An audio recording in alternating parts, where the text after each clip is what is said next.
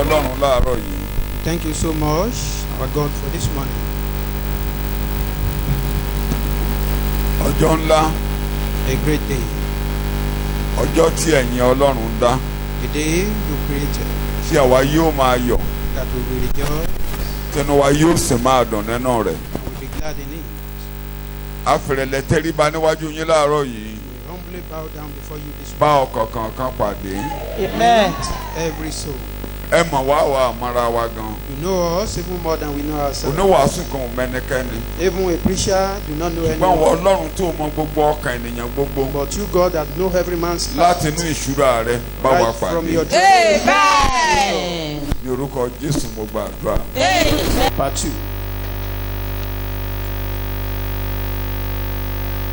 Àkòrí kékeré kẹrin.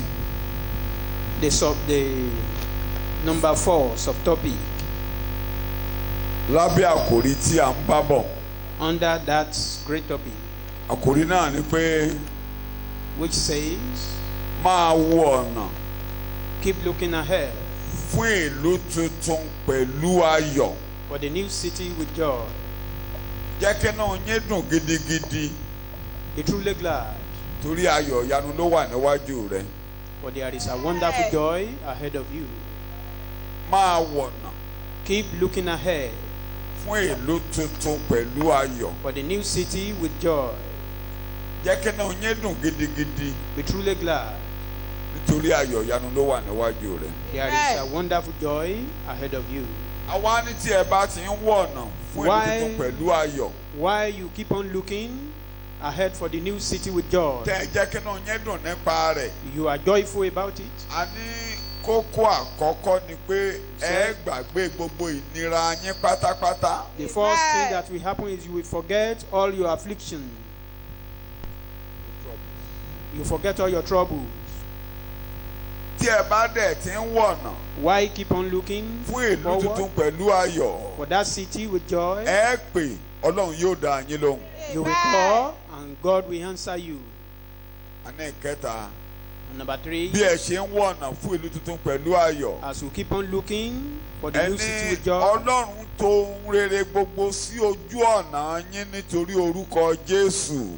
that God have every good thing on your way, Bountiful blessings. bountiful blessings on your way, because for Ó Jesus' tò sake, wọ́n jọ He torí gathered orúkọ them for Jésù you. lójú ọ̀nà yín. for the name, for the Jesus' sake on your way. Ìkẹrin tí àwa ń wò lọ. Number 4, that we Bí ẹ bá ti ń started wọ̀nà on, fún ìlú tuntun pẹ̀lú ayọ̀. while looking ahead for that city Àkókò with rẹ joy, ti dé. your time is right. Àkókò ìṣẹ́gun rẹ ti tó. Your time of victory is due. Ọlọ́run yóò gbọ́ àdúrà rẹ. God will hear your prayer. Yóò rán ìrànlọ́wọ́ sí ọ látòkè wá. He will send help to you from above. Mo wá ní ìbéèrè méjì ni a máa dáhùn. I said we will answer just 2 questions A under ti that. dáhùn kan dọ́nà. Ibi We've tó bá tried kù ẹ máa one. bá mi nínú ẹ̀kọ́ mi. Kí ló ṣe jẹ́ àkókò yìí gan-an ní àkókò rẹ, àkókò ìṣẹ́gun rẹ? Why is the time ripe or Thank your time you. of victory? Kí ló ṣe jẹ́ ọjọ́ rere rẹ rèé? Why is the time Àkókò your own ìṣẹ́gun good? rẹ rèé? Why is it now that your own victory is due? Ìyẹn la fẹ́ wò láàárọ̀ yìí. That is what we want to consider this Eléyìí morning. tá a ti wò kọjá. The one we've considered. Irú àkókò wo re gan-an? What time is this? Tí a sọ pé àkókò ìṣẹ́gun. Irú àkókò wo re gan-an? When we talk of time of victory, what time is this? Àkókò tó pọ́n wo re gan-an? Which time of ripening is this? Àti wò kọjá. We've considered that. Ìyẹn ni mo ní àwọn kókó kéékèèké tí a bá wò níbẹ̀. That one is what I'm saying. Ẹ that máa bá mi nínú àwọn any ẹ̀kọ́ mi remnant lọ́jọ́ of the iwájú. points, we will Fún join àpẹẹrẹ, them with other. Mi ò fẹ́nu kàn pé àkókò tàbí ọjọ́ òróró For example, I àti didn't ọjọ́ mention the time wine. of Mi ò fẹ́nu kàn rárá. oil and wine. I didn't touch that at all. Ọjọ́ òróró The day of oil àti ọjọ́ wine. and wine. Mi ò fẹ́nu kàn. I didn't touch that. ọjọ́ tí a fún ènìyàn ní àṣẹ lórí ọ̀tá. The day man was given victory over kí enemy. kúkú sọ pé ó gbẹ̀san lára gbogbo ọ̀tá rẹ pátápátá. To even say you will Mi ò avenge fẹ́nu of kan. all your Ẹ enemies. bá mi nínú ẹ̀kọ́ I didn't mi. mention that. pé You meet me on another àkókò sermon. yìí ni o máa gbẹ̀san lára ọ̀tá That rẹ this time pátápátá. you will avenge of your enemies. Àwọn yẹn ní bàálù láàárọ̀ ṣùgbọ́n I ọjọ́ mi would ẹ̀ have máa used bá that mi. this morning, but meet me on another Àkókò ìkórè sermon. ẹ bá mi nínú ẹ̀kọ́. Time of harvest till other day. Ẹ bá mi nínú àwọn ẹ̀kọ́ You mi. meet me in another sermon. Ṣùgbọ́n láàárọ̀ yìí But this morning, ní tí a fẹ́ wò. what we want to consider, Why is this time ripe? Why is this time the time of your ó ṣe victory? jẹ́ pé àkókò tirẹ̀ gan-an leléyìí Why? bí àkókò ìṣẹ́gun rẹ Why? èrèdí wo gan-an ló Ní fi la jẹ́ fẹ́ wò bẹ́ẹ̀. láàárọ̀ yìí. Ṣùgbọ́n kó lè yé wa, But for a better understanding, àtẹ̀gùn tí ó máa jẹ́ kẹ́kọ̀ọ́ yẹn yé wa gangan what ló we wà use nínú Isaiah 65 verse 1. Ṣùgbọ́n mi ò tí ì lọ ọbẹ̀. Ẹ jẹ́ kí n padà síbi tí mo ti bẹ̀rẹ̀. let me go to where we started. Isaiah 65 Isaiah chapter verse 65 18 verse- and 19. Isaiah orí karùndínláàádọ́rin ẹsẹ̀ ìkejìdínlógún. Ibẹ̀ náà ti bẹ̀rẹ̀. There we started. Mo dẹ̀ lo the message. Máa wọ̀nà fún ìlótótó pẹ̀lú ayọ̀. Keep on looking forward for the new city with joy. Máa wọ̀nà Keep on looking forward fún ìlú tuntun pẹ̀lú for ayọ̀. that new city Jẹ́ with kí inú rẹ joy. dùn gidigidi. Be really, Torí ayọ̀ yanu wà be níwájú truly rẹ̀. glad. Verse 18 and 19 quickly. Look ahead with joy. Pẹ̀lú ayọ̀. Anticipate what I'm creating. I create Jerusalem as sheer joy. Máa retí ohun tuntun tọ́lọ́run gbé Be kalẹ̀. expecting that new thing Ìgbékalẹ̀ Ọlọ́run. that God set up before you. Máa retí rẹ̀ Ọlọ́run Be èyí tán expecting ní. it. God will never deceive you. Ọlọ́run èyí tán ní. He's not a deceiver. Mo ní fún Ísírẹ́lì nípa ti I ara. said that is for Israelites. Mo ní fún Ísírẹ́lì nípa ti ara. Jerusalem ayé òde òní ni wọ́n ń sọ̀rọ̀ nípa rẹ̀. For Israelites, for the Israel Israelites. as a nation. As a nation, the prophet is talking about the Jerusalem. Contextually, this passage addresses Israel as a nation and is talking about physical earthly Jerusalem. Gẹ́gẹ́ bí àkọsílẹ̀ ibi tá à ń kà yìí, àwọn ọmọ Ísírẹ́lì gan-an lọ́lọ́run bá sọ̀rọ̀ níbẹ̀ nípa Jerusalem tinú ayé yìí. And as at the time of prophet Isaiah, Nígbà ayé wòlíì Àìsáyà, the city had not been destroyed. wọn tí ì pa ìlú yìí, wọn tí ì wó ìlú yìí mọ́lẹ̀ nígbà náà. But the prophets, all of them saw it ahead that the city will be destroyed, the temple will fall, and Israel will go into captivity. Ṣùgbọ́n gbogbo àwọn wòlíì ló ti rí lókèrè réré wípé ìlú yìí àbí ṣubú àwó tẹ́ḿpìlì àtú gbogbo àwọn ọmọ Ísírẹ́lì ká. Far ahead of the destruction, Ṣáájú ìbíṣubú beyond, àti lẹ́yìn rẹ̀ beyond the destruction of Jerusalem, àti far lẹ́yìn ahead, táwo mọ́lẹ̀. beyond it, far ahead. The prophet saw it ahead Àwọn wòlíì ti rí that ṣáájú a new thing is coming, pé ohun ọ̀tún ń bọ̀ just like gẹ́gẹ́ bí prophetically àsọtẹ́lẹ̀. when the Bible talks about the sufferings of Christ. Nígbà tí Bíbélì ń sọ̀rọ̀ nípa ìjìyà Jésù Far ahead, beyond the suffering, ju ìjìyà lọ pàápàá. God is looking ahead at glory. Ọlọ́run ti ń wo iwájú fún ògo. Far ahead of any destruction, any ruin that can come upon you or your family. Ṣáájú àbí jìnnàjìnnà sí Beyond ìparun. it, not before. Beyond. Lẹ́yìn ìparun àbí wàhálà tó bá dé bá ẹbí rẹ. N tí mò ń wéré. Ọlọ́run ríran lókèrè réré. God can see afar away. Thank you. Ara lè ní ọ lónìí. You may be afflicted or troubled. Nǹkan lè wó mọ́lẹ̀ lónìí. Things may be ruined. Pé Ọlọ́run sọ pé nǹkan máa wó, nǹkan máa That bàjẹ́, God nǹkan is máa saying dàrú. that things will be Kì í ruined ṣòpin or there's ìrìn destruction. àjò. It's not the end of your journey. Ọlọ́run wo dènà réré God is dènà looking at réré you far away.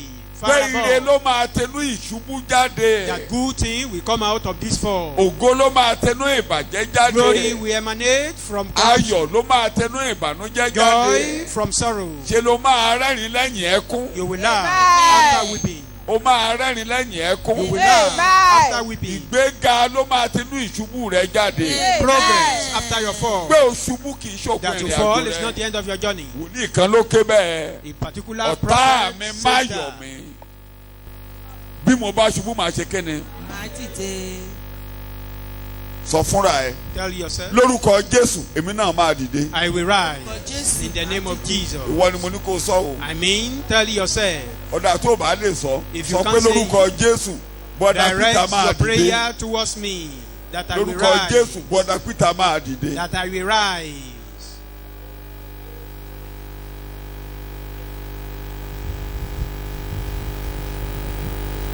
Sàmì ẹ̀kọ́ kanlẹ̀ dáadáa. Amen. Orí ẹsẹ̀ wa láti máa sọ eléyìí. We will say this on our feet. Ìbàjẹ́ ọjọ́ òní, wàhálà Today's ọjọ́ òní, corruption, ìnira troubles ọjọ́ of òní, today, afflictions of today, ìṣubú ọjọ́ òní, or falling of ìdààmú today, ọjọ́ òní, or confusion of gbogbo ohun tó today, burú bọ́ tó burú tó burú tó ń dé all yìí. those evil Kò things ka ìwọ that Ọlọ́run destroy láyà. me. That one do not caught you, God, unaware. Ayọ̀ ìyanu ló wà níwájú mi. A wonderful joy is ahead of me. Lórí ẹsẹ̀ rẹ dìde bẹ́ẹ̀. Rise up on your Ayọ̀ feet. ìyanu ló wà níwájú A mi. wonderful joy is ahead of me. Tó bàjẹ́ yóò dẹ́rù bà This ọ́. thing that is ruined, Kò kà ọ́ you are láyà. not afraid of it.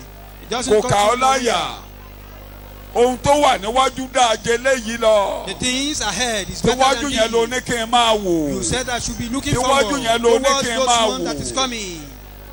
Tíwájú yẹn ló You kàn said I mí. should be looking forward Tíwájú for yẹn ló those máa bá better mi. ones. That one Tíwájú will come yẹn upon me. láyọ̀ mi. That one ahead is my joy. In Jesus' name we pray. Ní orúkọ Jésù la gbàdúrà. Ẹ jókòó. Sit Tí ẹ down. bá ka àwọn ìsọtẹ́lẹ̀ yẹn dáadáa. If you read this Iṣẹ́ ni ò prophecy, yẹ kọ́lọ́run tó sọ̀rọ̀ tó sọ níbí. God ought not to pronounce Lórí this word ibi that is talking here. wàhálà ló sọ. because he talk of evil. Ṣùgbọ́n nígbà tí Before that. Ọlọ́run wa máa sọ̀rọ̀. But when God we spoke, Kò tí ẹ sọ̀rọ̀ lórí wàhálà yẹn mọ́. he didn't even mention those problems Ó ní ẹ again. máa wo Jerusalem tuntun He said, báyìí o. look at New Ohun tuntun ló Jerusalem. wà níwájú rẹ o. Good Ohun thing ayọ̀ ló is wà ahead of níwájú rẹ o. you. Ire ló wà Joyful thing ahead níwájú of rẹ o. you. Tẹ́ bá délé ka chapter yẹn If you délẹ̀. read that chapter from beginning to Èrù the end, Ọlọ́run á bà you yín pé will be afraid God. lẹ́yìn tó sọ pé mo yan idà. Someone Mo yan who said, èèyàn, I'm choosing àjàkálẹ̀ famine, sword, àti ìkọlù àti ikú tí mo ní kó máa lé yín káàkiri. that Ẹni tẹ́dà ò they bá will pa pursue you. òjòjò He máa that pa escaped ẹni tó dòjò bá sword will pa be killed of ọ̀tá á pa wọn á dì ní He that ìgbèkùn escaped lọ. disease, enemy will slaughter them. Pé èmi gan ni mo ń lé yín That káàkiri. I'm pursuing you. Èmi gan ni mo máa wó I, yín God, mọ́lẹ̀. I will ruin you. Èmi gan ni mo rán ọ̀tá sí I yín. send enemy to you. Mo tẹ̀ ẹ́ ń kábi kan nínú ìsìnkẹ́. I was reading somewhere in Ezekiel, Àárọ̀ gan mo tiẹ̀ ṣe ń kà. even this morning. Ó tiẹ̀ tún jẹ́ kí n bú sẹ́rìn. He make me Nígbà tí laugh wòlíì kan àbí àlùfáà kan when a priest tí ò mọ Bíbélì tó fẹ́ kó àwọn èèyàn lọ sínú ìgbèkùn. who is not aware of Bible Ẹ ti lè máa bá nígboro. wanted to Mo ti fẹ́ take sọ. the people to the Tó bá ti captivity. sọ You pé may read that outside. àwọn ògbóni ló máa gẹṣin. When they tell you that the Ogboni fraternity will ride Pé horses, ògbóni ló máa that they gẹṣin. are the one that will ride Kó o horse. bá ka orí yẹn délẹ̀. If you read that chapter, Èrù Ọlọ́run á bà ọ́. you will fear God. Ó pa òwe A lórí parable, Samaria kind of parable on àti Samaria and Jerusalem. Jerusalem.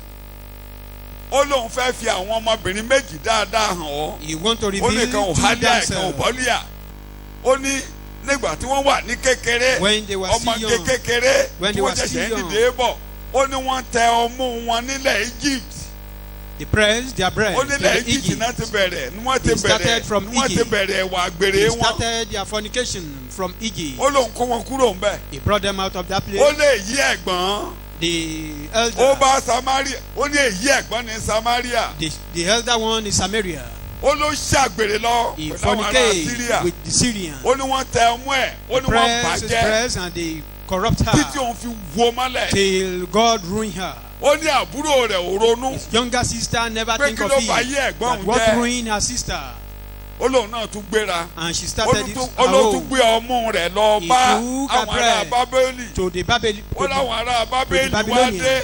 And when they got to olórí her, àwọn ògbóni tó ń gẹṣin. he saw the Ogbonis riding horses. èso ògbóni ní lédè òyìnbó Yorùbá ló túmọ̀ rẹ̀ sógbóni. horsemen, military men, àwọn akọni, àwọn èèyàn ńlá ńlá. The men of valor, mighty men. ó ní kòkòrò ojú wọ̀ ó ló tún gbọ́mú rẹ̀ fún àwọn sójà. She confessed them and he surrendered herself to them, to those mighty men, and they ruined ó ló her. wá dá a báyìí o. And God said, it's now okay. ó lé mi gan ni mo máa rán wọn sí i. That I will now ó ní send mo ń kó them àwọn to you. sójà tó bá yín ṣàgbèrè. Those army ó and láwọn ló máa bá men, tiyín jẹ́. mighty men, ó they lóun will kó ruin wọn you. bọ̀ ó ní I wọn will á bring them. gbẹ̀sìn. They will come Ó ní with wọn á horses. gbẹ̀sìn. They will come with wọn á wá horses. pẹ̀lú agbára. They will come with power. ó ní wọn wá dojú ìjà kọ ni. They will now wage war against you. so kì í ṣe ògbóni la máa gẹṣin o. It's not the Ogbonis that will be riding horses. ògbóni máa lọ sọ́run àpáàdì They ni. will go to hell. àwọn sójà Bábílónì ni wọ́n. God sójà was Bábílónì tí wọ́n- referring to the Babylonian army. tẹ bá kà ní all English versions any English version tẹ bá tẹ kà chapter 23 when you are 22 23 na máa yàn tẹ bá kà láti 21 22. When you read ó from sọ̀rọ̀ verse Jerusalem 21 Babylonian to 23, soldiers. ó ń sọ̀rọ̀ nípa àwọn jagunjagun Babiloni. so ìparun yẹn ni mò ń sọ gbogbo talking ìparun about tó that sọ pé ó máa destruction. bá wọn yẹn tẹ́ bá tẹ̀ Any kábẹ̀yẹ ìlú abáyé destruction pé màá rí i pé wọ́n wó yín mọ́lẹ̀ tó That will make pátápátá. sure you are beyond ruined. it ó wá tó sọ pé lókè Lẹ́yìn rẹ̀ lọ́hùn-ún, ohun tuntun yóò ṣẹlẹ̀ that a new thing will sọ bẹ́ẹ̀ happen fúnra to rẹ̀ me. ohun tuntun yóò ṣẹlẹ̀ sí mi mo ní iye Jésù láyé mi iye yìí yóò san ohun gbogbo lọ́sàn ohun tuntun yóò ṣẹlẹ̀. pé gbogbo ohun tó wù kó dé bá ọ pé Ọlọ́run ti gbàgbé mi Ọlọ́run ti wá sí ìṣẹ̀sìn Ọlọ́run ti wọ amọ́lẹ̀ ó lè mi Ọlọ́run ìpilẹ̀ṣẹ̀ tó mọ̀ òpin láti ìpilẹ̀ṣẹ̀. I, God that know the end right ó from the ní máa beginning. wò yẹn máa wo wọn Don't tó look wà at níwájú rẹ that.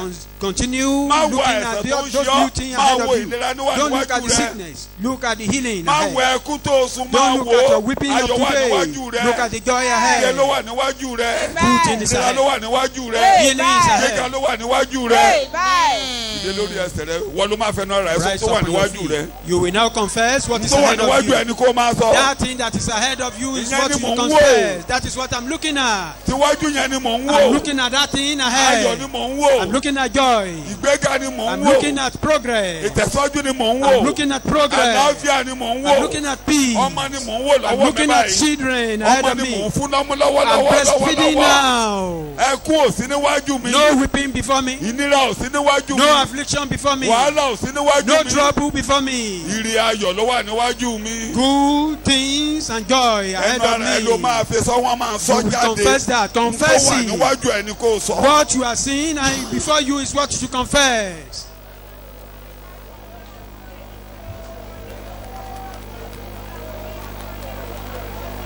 We confess. lẹ́yìn ayé búburú yìí bí ayọ̀ After lèmi the lọ ní tèmi war, I'm going to a mi ò place ní of lọ joy. sínú ìnira I will not go to the mi place ò of ní lọ affliction. síbi ìparun I will not go to the place mo of máa débi destruction. ayọ̀ I will get to the place of ọ̀dọ̀ joy. Jésù ni mò ń lọ nílé I'm going to Jesus. síbi ìsinmi ní ilé tèmi I'm going Mi to ò the place lọ of inú rest. ìṣẹ́ I oró will mọ́. not go to that place of torment.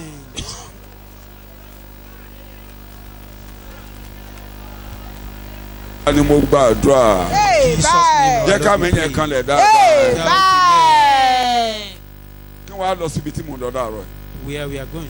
Isaiah 65 verse 1 Ìwé Àìsáyà Ìyẹn ní orí àtẹ̀gùn sí karùndínláàádọ́rin ẹ̀kọ́ àárọ̀ ẹsẹ̀ yìí. kìíní. bíbélì ń sọ̀rọ̀ àwa mi lọ́dọ̀ ọmọ tí kò béèrè. bẹ́ẹ̀ ni torí àkókò rẹ rèé Because this is your time. mo gbé ara mi kalẹ̀ I surrender bá myself. mi sọ òyìnbó yẹn I have made myself available. thank you a rí mi lọ́dọ̀ àwọn tí kò wá mo mi. gbé ara mi kalẹ̀ I surrender myself, to make those myself who haven't available. bothered to ask. láwọn tí ò tiẹ̀ béèrè tí ò màdúrà gbà Those who cannot even pray. tí ò I'm here. tí ò gbà mí tí ò màdúrà gbà Those who cannot tí ò pray. mọ̀ bá ṣe ń wá mi They don't know how to seek after ẹ me. o I'm here. èmi rèé Ready to be found. èmi rèé Here am I. èmi rèé Here am I. èmi rèé Here am I. wàá rí mi You will see me. wàá rí mi You will see me. sọ́bẹ̀ màá rí Jésù láàárọ̀ Màá yìí rí Jésù màá rí ọ láàárọ̀ yìí I will see màá you. rí ọ máa láàárọ̀ yìí Màá rí ìwọ ọ. rèé díjú ẹ ìwọ rèé Here you ìwọ are. rèé lọ́dọ̀ mi Here you are with me. ìwọ rèé lẹ́bàá ọ̀dọ̀ mi Here you are beside me. ìwọ rèé Here you are Ìwọ beside rèé me, o. O God. You are beside me. Amen. Àmín. Bíbélì lẹ́ ń kà. I'm here, ready to be found by those who haven't bothered to add to Ó look. gbúdọ̀ ṣe pé ká máa sá kiri mọ́. Mi ò sí Need lórí not òkè. to run, let Ó us ní gather. wákàtí náà dé. That the time has come. Tí ẹ̀ ní máa lọ sí òkè ibí yìí. That you don't need to go to Àbí this òkè mountain ìtọ̀. or that mountain. Tí o ṣe ní Jerusalem. Not in Jerusalem. Mo rántí ìgbà tá à ń travel I remember when we to traveled. Jerusalem. Àwọn tá a jọ oníkálukú ìmúra tó oníkálukú múra mo lúgọ sínú ọkọ̀. Our preparation, Bíi pé everyone's preparation, ibẹ̀ as lẹni if Jésù ń gbé. that is the Ẹnu place of dwell mẹ́kún. for Jesus. I was full. A ti ń lọ nú ọkọ̀ àti ìdènú ẹ̀rọ mọ́ plane. We were still in the vehicle, not in Ẹnu the mẹ́tẹ̀kùn. plane. Bẹ́ẹ̀ ni pé a fẹ́ lọ pàdé Jésù. As if we want to go and meet Jesus. Pé bẹ́ẹ̀ yẹn nìkan làdúrà ti máa. That is the only place where your prayer could Mi be ò sọ̀rọ̀. answered.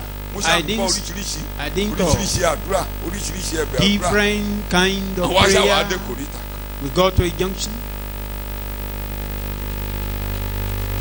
Ọ̀tún ní kí kẹ́nìkan gbàdúrà fún wa. Ẹnu mẹ́tẹ̀kùn Someone ń bá jàgbà. to pray for Bàbá us. ẹ̀sìn I yẹn was Ọlọ́run happy. lógo. I started praying God, Iṣẹ́ tí Jésù praising ṣe. God, the work of Jesus. Pé Jésù wà nù mọ́tò ta That wọ̀. Jesus is with us Òun rè here. bẹ́ẹ̀ lọ́dọ̀ wa. He is with us. Ìlú là ń lọ yẹn. We are going to A a fẹ́ city. lọ mọ̀lú. We want to go and know a Mo wà particular níbi city. gbogbo. You are everywhere. Kò síbi tó o dé tá àtẹ bá ọ pàdé. Anywhere Kì í we ṣe can meet Jerusalem you. nìkan láti lè You rí don't Olúwa reside ṣe o. only in À ń rí Jerusalem. ọ̀nà mọ́tò yìí. That we see you here in Ọba this kan dé vehicle. bẹ́ẹ̀ o máa kó wa gúnlẹ̀ láyọ̀ ní kò You síbi will tá make a us ti rí land ẹnu mẹ́tẹ̀ safely. kún.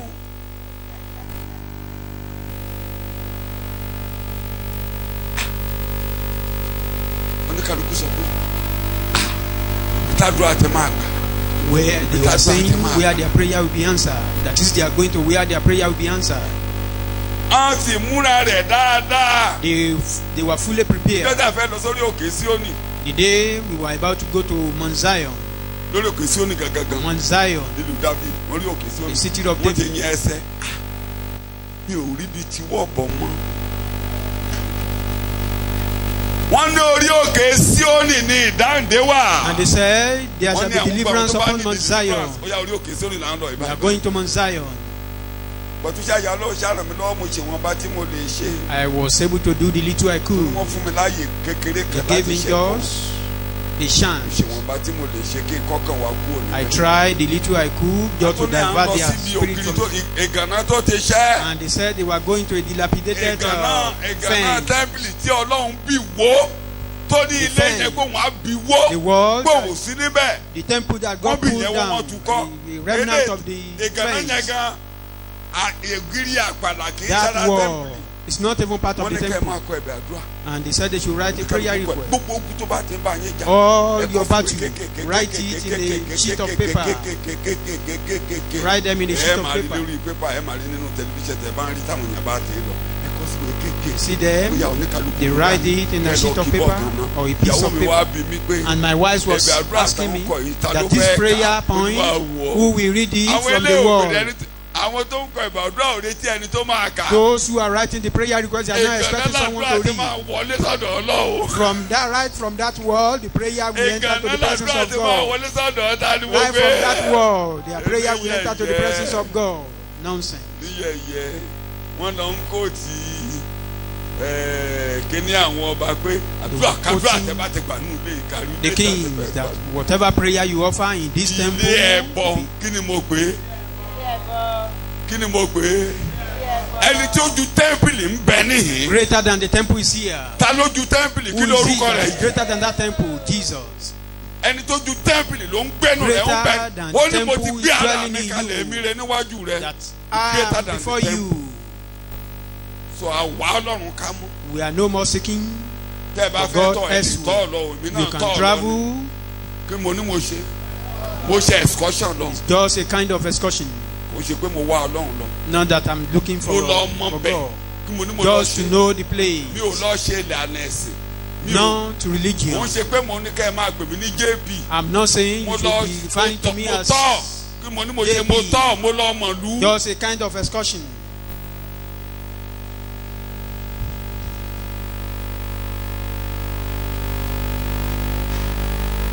tó ọ̀nà bá fẹ́ mọ̀ lù wá owó lọ́wọ́ if you want to lẹ́sẹ̀. go for excursion as well, it's not a sin.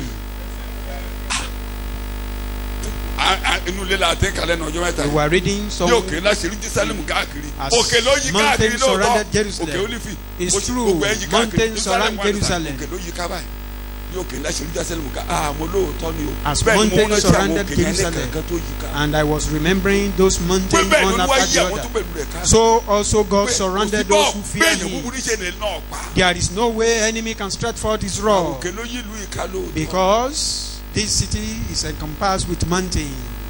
mo gbé ara mi kalẹ̀ I presented myself. aluduru àtẹwọ́ a máa dún sí Jesus you are here kì í ṣàwà Jesus you are here Jesus, you are here you are here for me Jesus you are here you are here.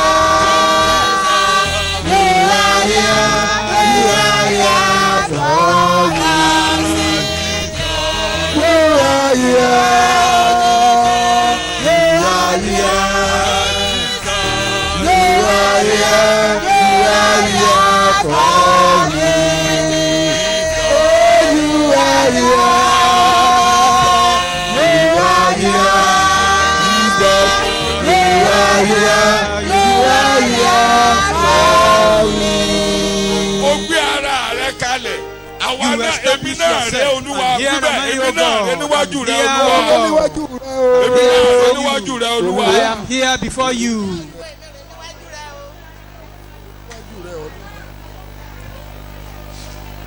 Àdúrà. In Jesus' name, our Lord, we pray. Alàgbà mi tiẹ̀ ti fẹ́ gbẹ̀kọ́ lọ́wọ́ mi bẹ́ẹ̀ o. Ó ti fẹ́ já ẹ̀kọ́ pa ṣùgbọ́n mi ò ní jẹ́ kó jàgbà.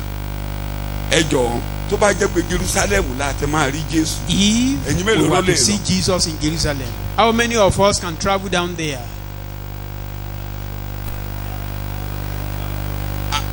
When we went, nígbà tá a lọ, each person spent about ₦1 million. owó tá a ná ó kàn ní díẹ̀ ní mílíọ̀nù kan ni.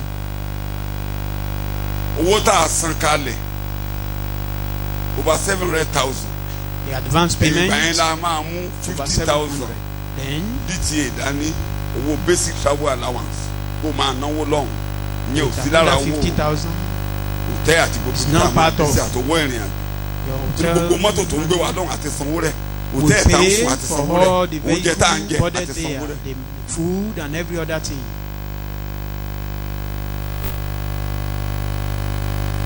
ìgbà tí a ń lọ gan tí Even while we were going, mo ní pọ̀pọ́ mi máa tẹ̀lé táwọn ní kí pọ̀pọ́ mi tẹ̀lé mi pé wọn ò lè jẹ́ kí dádì wọn nìkan máa lọ when they said I Everyone shouldn't got go the alone, ó ní kán kówó yẹn fóun.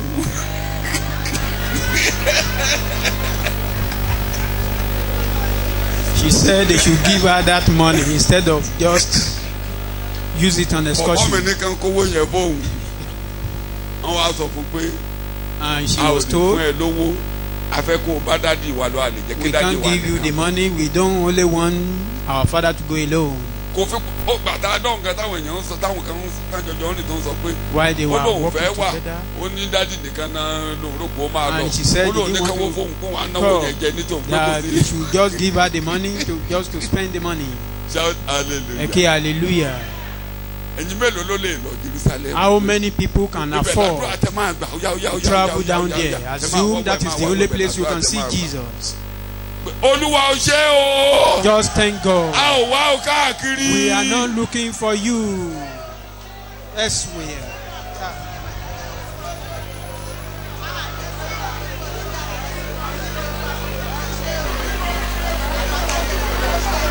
ó wà ń bí láàárọ̀ yìí. You are here this morning. ó wà ń bí láàárọ̀ You are yìí. here in our midst. ó wà ń bí láàárọ̀ You are yìí. here in our midst. ó wà ń bí láàárọ̀ yìí. You are here in ó wà our ń bí midst. láàárọ̀ yìí. You are here in our midst this morning.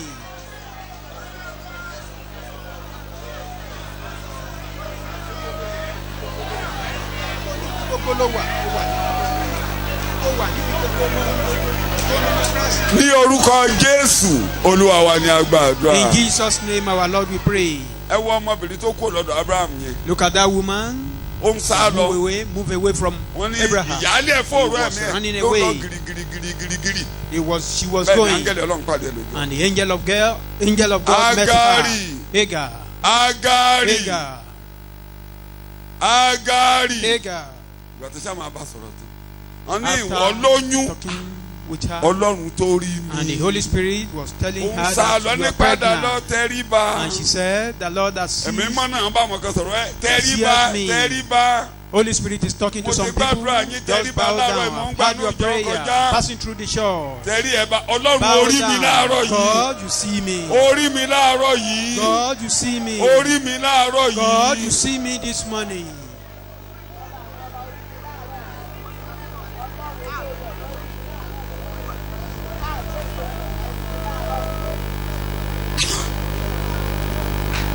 Jésù Olúwa wa. Jesus' name. Ẹ jẹ́ kí n lè tẹ̀síwájú díẹ̀ kékeré. Let me just move.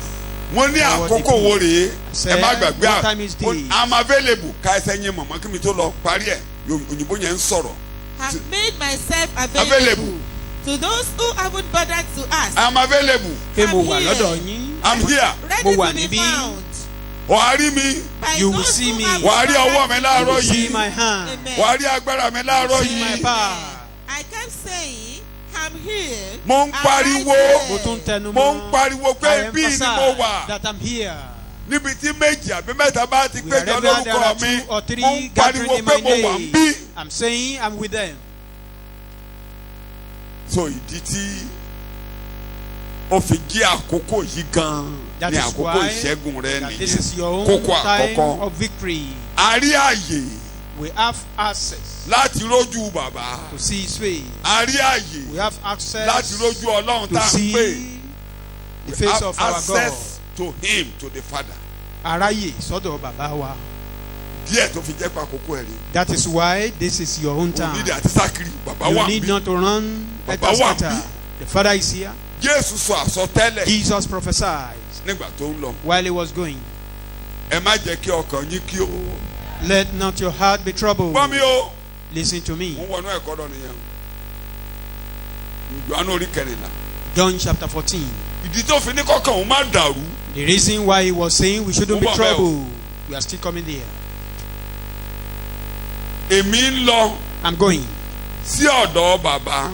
to my Father. Mo fẹ́ lọ ṣètò àyè I sílẹ̀ want to fún go and yín. prepare a place for Màá you. wá padà wá. And I will come back or Nítorí return to náà, you. For this Gbogbo reason, ohun tó ń dọkàn yín rú lónìí. all those things Ẹ má that is jẹ́ kí troubling ọkàn yín kí you, ó dà. let not your heart be troubled. Bí ẹ láìsàn, If you ẹ are má jẹ́ sick, kí ọkàn yín kí let ó. not your heart be troubled.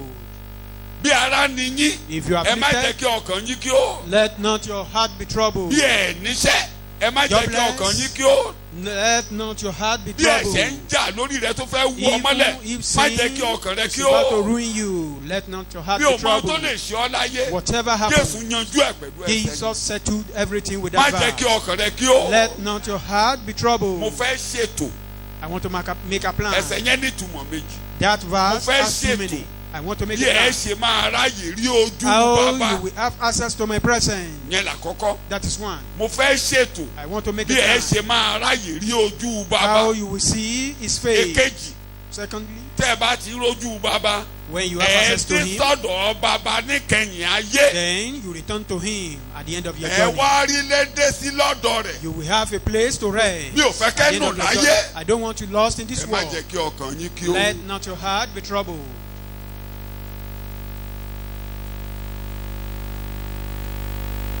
Do not let your heart be troubled. John 14:1-2. Ìwé Yohanu orí Distressed? kẹrìnlá ẹsẹ̀ ìkíní Yes. sí kejì. Do not let your heart be troubled, distressed, agitated.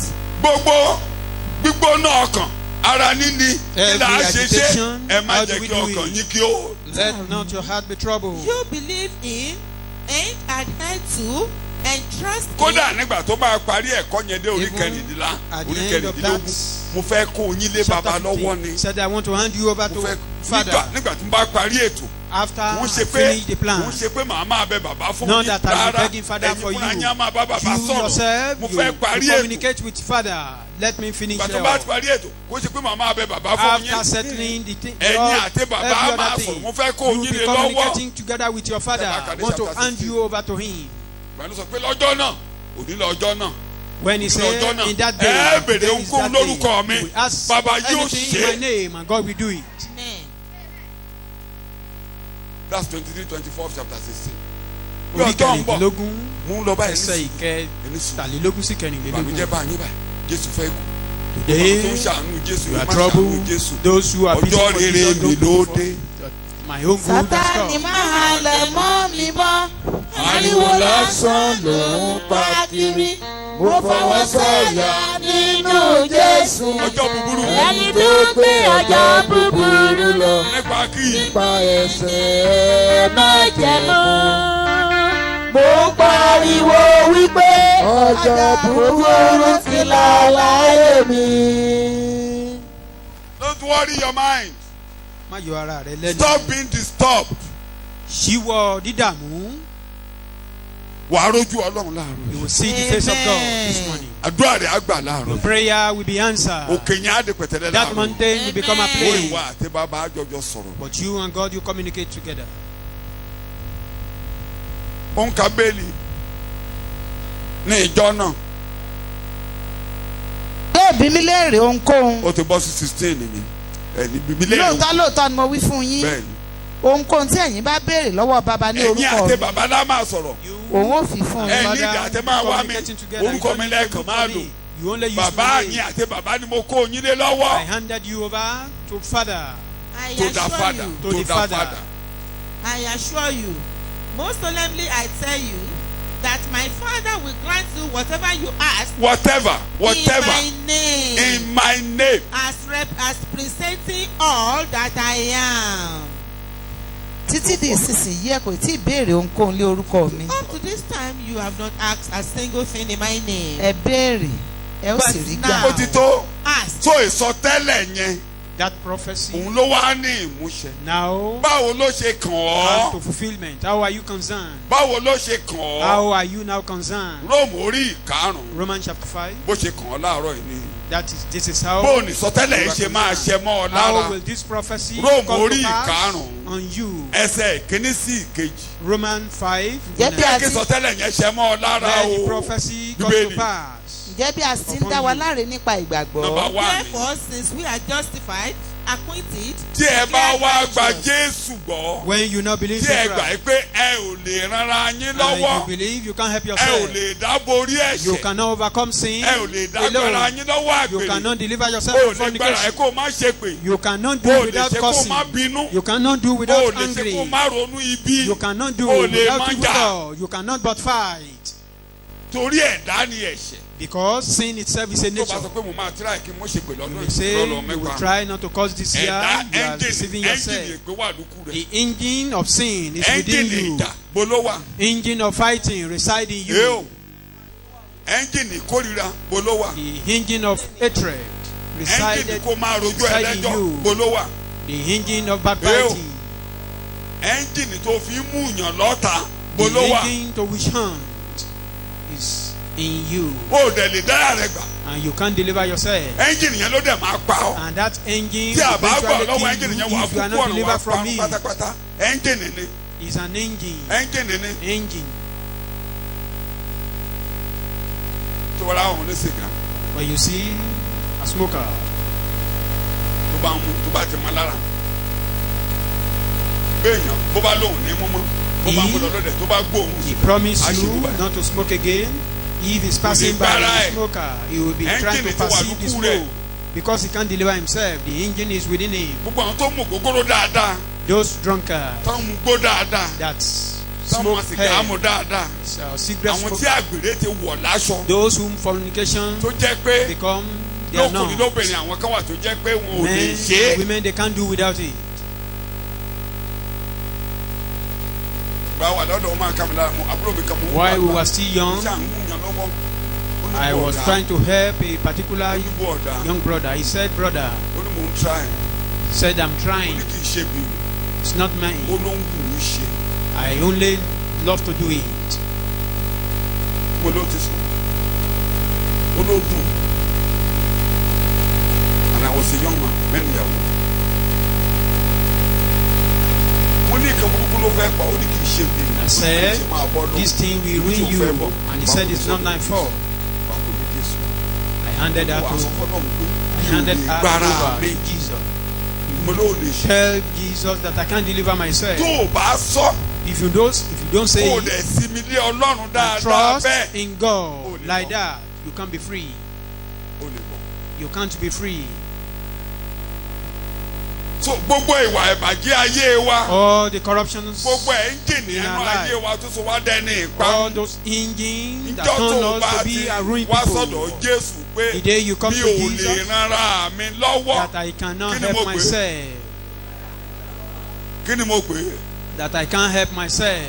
tó bá dẹ̀ ti pé tó sọ ó lè kúrọ́ fún mi. You may lie to me. yéèdè pásọ̀ mi ní Friday má kúrọ́ fọ́lọ́run. Don't lie to sọ God. bó o ṣe jẹ́ kankan. Declare your identity.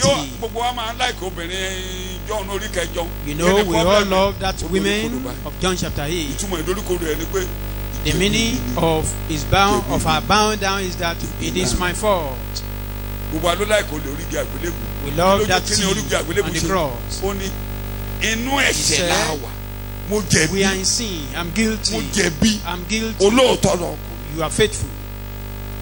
èrè iṣẹ́ ọwọ́ mi rèé. This is the reward of our sin. wọ́n ní kò tá a fi máa sọ pé But instead of that, àti nàkàrà we'll be lápẹjá ló fà á.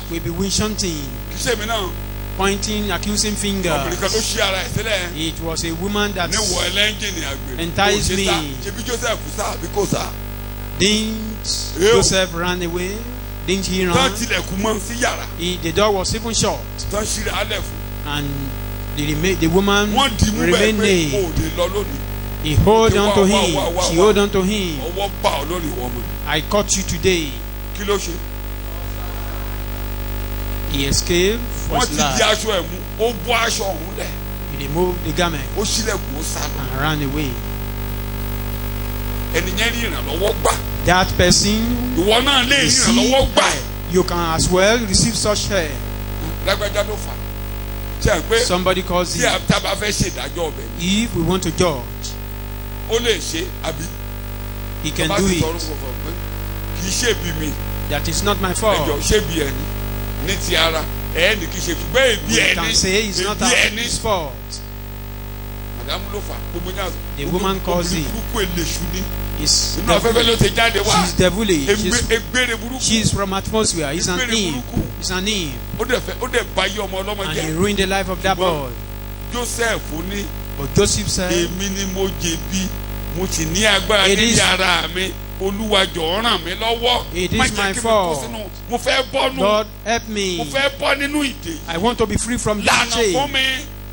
Make a way lànà for fún mi me. mo fẹ́ Open the way for jáde. me. I want to come ìjàkadì out. tó ń jà nígbà That yẹn is the nìyẹn. struggle lànà then. fún mi mo fẹ́ jáde. Make a way for me. I want to Bẹ́ẹ̀ ni escape. Ọlọ́run fún ní ọgbọ́n tó máa. And God gave us the wisdom. We gave him the wisdom. And he escaped. ọmọ ìdẹ́ lọ This boy escaped. máa ṣe fún I will catch you. èmi I, kókó mi they owe me. o dẹ̀ tẹ́ mi o tẹ́ mi. You just useless me like ordinary that. slave. Ẹrú lásán lásán.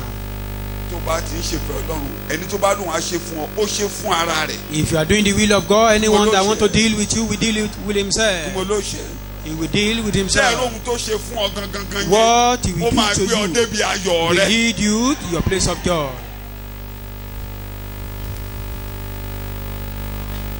so gbogbo ẹni tí ò lè rárá rẹ̀ lọ́wọ́ All those who couldn't help themselves. tó bá ti wá pé mi ò lè dá Once they ṣe come that I can't handle mi it. ò lè dá I ṣe can't handle it. Jésù ràn mí lọ́wọ́ Jesus help me. lànà fún mi. Make a way for me. Bíbélì ló sọ bẹ́ẹ̀. According to ó the ní kò Bible, sí ìdánwò kan there is no temptation tó dé bá yín that came upon ó you máa ń or mọ come upon níwọ̀n bá you. They are limited. Ọlọ́run máa ń lànà àbáyọ. God will make a way Àwa of ni òun mọ̀ escape. bá a ṣe It's yọ. only we may not know how Olúwa to mi ò lè escape. yọra mi. Tell yourself, God, Olúwa I kó cannot mi escape. yọ. Lord, lead me out. Ìjà rẹ nìkan bẹ́ẹ̀. Can we see Tí ò lè someone dára like rẹ̀ that gbà who láàárọ̀. cannot deliver himself? Tó ń bá ẹran ara jìjàkadì. He is struggling with Tó flesh, ń bá ẹ̀ṣẹ̀ jìjàkadì. struggling with Tó ń bá àgbèrè sin, jìjàkadì. struggling with Tó ń bá fornication, sìgá jìjàkadì. struggling with Tó ń bá cigarettes, igbó jìjàkadì. struggling with Tó ń bá hair, ògógóró jìjàkadì. struggling with Tó ń bá alcohol, ẹ̀mí ìjà jìjàkadì. struggling Tó ní pé ò lè mọ ṣépè. with spirit Tó of ní pé ò lè fire. mọ You bínú. cannot Ó ṣáà rí buckle. pé You wọ́n cannot ní do onífẹ̀ẹ́. without Ó ṣáà ń kórìíra angry. ẹnìyẹn ṣáá. You hate someone, Ó lè gbára rẹ̀. you can't deliver Tó o bá yourself. dẹ̀ bèbè fọlọ́run wà á parun. And if you don't allow God, Ó you will ṣẹ̀ mí do. ni. Mo gbọ́dọ̀ ṣe He fún. offended me. I must Èṣù deal with him. ló ń sọ yẹn nínú. Satan is Ẹ̀mí saying ìparun ló that ní kó within ṣe you. fún yín. That spirit of destruction is saying Pé you should deal Ọlọ́run with nìkan him. Ọlọ́run ní kéèyàn gbàjà ara rẹ̀. That God said Ọlọ́run we kọ́ should ló èṣù avenge ló of ń kọ́ ourselves. ẹlẹ́kọ̀ọ́ yẹn. It's not God. It's Satan that is teaching Mi ò you. lè rárá mi lọ́wọ́. I can't help myself. Jàre nìkan. Can we see anyone? Ìdí lórí ẹsẹ̀. Rise up on your feet. Mi ò lè rárá mi lọ́wọ́. I can't help myself. Mi ò lè rárá mi lọ́wọ́. I cannot help Mo fẹ́ myself. bọ́. I want to be free. Mo fẹ́ bọ́. I want to be free. Mo fẹ́ bọ́. I want to be free. Lórúkọ Jésù Call the lẹ́ẹ̀mẹ́ta. name of Jesus 3 Mi ò times. lè dára mi gbà. I cannot deliver myself. Mi ò lè dára mi gbà. I can't deliver Mi ò myself. lè dára mi gbà. I can't deliver myself. Ràn mí lọ́wọ́. Help me Má jẹ́ ń parun. not to be Má jẹ́ ń destroyed. parun bàbá. Help me not to be Náwó destroyed. àánú rẹ sí mi. Strength for your Mú mi merciful hand. jáde láàárọ̀ yìí. Bring me out this morning Nítorí orúkọ rẹ. for your name's sake. Mi ò lè ran ara mi I lọ́wọ́. can't help myself. Èmi gan mọ̀ pé mo weak. I know I'm weak.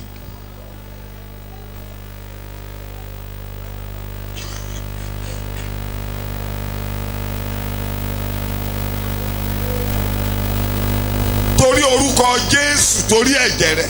For the name of Jesus, because of his name, Ní because of his orúkọ blood. Jésù ni mo gba àdúrà. In Jesus' Mo name. gba we pray. orúkọ rẹ gbọ́. I believe in your name. Mo gba ẹ̀jẹ̀ rẹ I believe gbọ́. in your blood. Ó máa ń yọ ni. You can Ó deliver máa ń one. gbá ni. You can say, Fi ọwọ́ rẹ kó mi yọ láàárọ̀ yìí wí bẹ́ẹ̀. save Fi me ọwọ́ rẹ this kó mi morning. yọ. Yọ Save mí me with your pátápátá. powerful hand this morning Kó sọ mí dòmìnira. and set me free.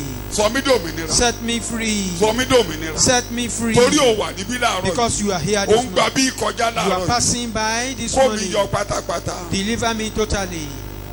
Ní orúkọ Jésù, Olúwa wa ni mo gba In àdúrà. Jesus' name, our Lord, we pray. Bí ẹ ṣe jẹ́wọ́ bẹ́ẹ̀ As ṣe you kó rí. confess, so shall it be. Agbára Ọlọ́run kó kó yín yọ Let the láàárọ̀ yìí. power of God deliver you. Àkọọ́lẹ̀ yẹn kó ṣe mọ́ yín lára. That document be Ní fulfilled in your níwájú life. Ọlọ́run, a rí yín láìlẹ́ṣẹ̀ láàárọ̀ yìí. God see you sinless. Lọ́dọ̀ Ọlọ́run ẹ jẹ̀bi. In the presence of God, you are not Ní orúkọ guilty. Jésù ẹ ò jẹ̀bi. You are not guilty in the Ẹ̀mí name of òmìnira Jesus. kó bà lé yín láàárọ̀ Let the yìí. spirit of Ní freedom orúkọ come upon Jésù mo you. gba àdúrà. In Jesus' name we pray. Jókòó. Sit down. Ẹsẹ̀ yẹn ni mo fẹ́ túmọ̀ dáadáa. That verse I want Torí to give ibi more tí interpretation. ẹsẹ̀ pé Olúwa wà ń bí.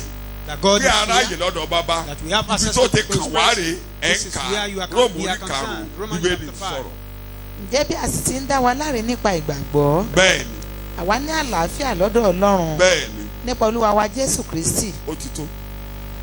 Ṣé ẹ rí bí ẹ ṣe pinnu níwájú Ọlọ́run yẹn pé ẹ lè ra yín lọ́wọ́ yẹn? As you've decided before God that you can't help yourself. Sọ̀yìnbó yẹn sí mi. Sọ̀yìnbó yẹn sí mi. Therefore, Yes. since we are justified, Lọ́dọ̀ Ọlọ́run, In the presence of God, àkáǹtì ẹ̀ṣẹ̀ rẹ ó parẹ́ the láàárọ̀. account of sin is cleared up. Kí mo ló ṣe? parẹ́. Lọ́dọ̀ Ọlọ́run, o ò In the lẹ́jọ́ presence jẹ́. of God, you have no Amen. case Bẹ́ẹ̀ to mi ò answer. lẹ́jọ́ jẹ́ lọ́dọ̀ Ọlọ́run. I have no case Oh, to dá mi answer lẹ́bi before lọ́dọ̀ you. rẹ. You are not judging Mi ò me. lẹ́jọ́ jẹ́. I have no case to Ẹ̀jẹ̀ Jésù answer. wẹ ẹ̀ṣẹ̀ mi nù. The blood of Jesus Ẹ̀jẹ̀ cleans Jésù my ló sin. gbà mí The pátápátá. blood of Jesus Mi ò deliver me jẹ̀bi níwájú totally. rẹ mọ́. I'm not guilty before you. Shout hallelujah. Okay, hallelujah. Ó nítorí Ọlọ́run ló ṣe yẹn. Because God did it. Nísìnyí ẹ ti ní àlàáfíà lọ́dọ̀ Now you have Ọlọ́run. peace Èdè Jésù yẹn ṣẹ. for him.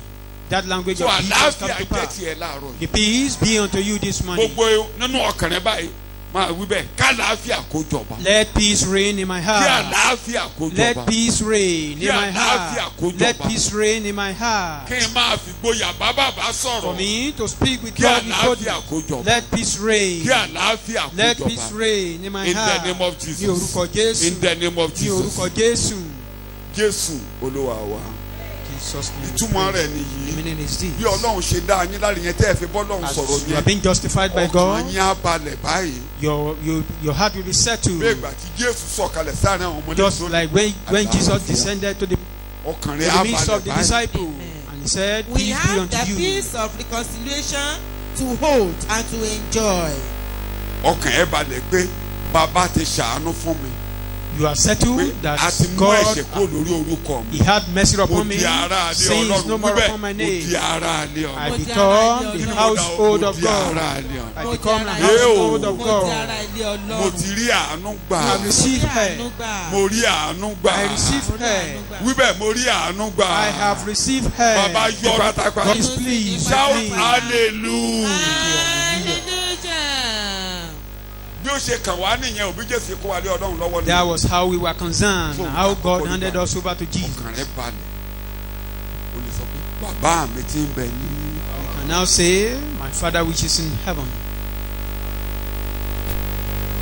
àlàáfíà jọba Peace will ló reign. jọba Peace will reign.